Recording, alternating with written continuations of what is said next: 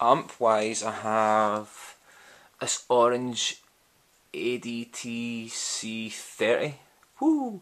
It's a bit beat up. I've been using this for a long time. You can see some of the knobs are missing off it. I never use a distortion channel anyway. I've always used the clean channel.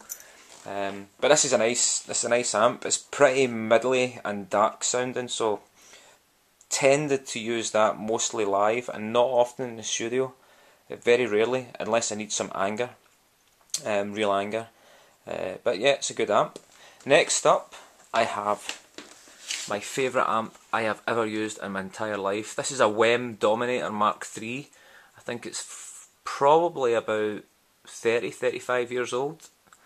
And this was an amp I used extensively down in Conk Studios. It was used on Banging on the Drums, it was used on Flying to the Ground, I believe it was used on Shadows as well, and possibly on the solo on Home. Now, I have honestly never ever used an amp that sounds quite like this, and this is my main live amp now.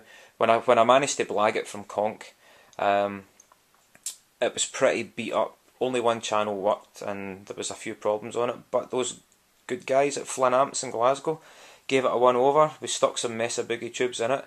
When I got it, it still had the original Mullard valves, which I keep and only swap those in for serious recording sessions. But most of the time I just stick with the Mesa Boogies. It's an incredible amp. It's like a Vox on steroid, and who'd have thought that you could have picked them up for 40 quid all those years ago.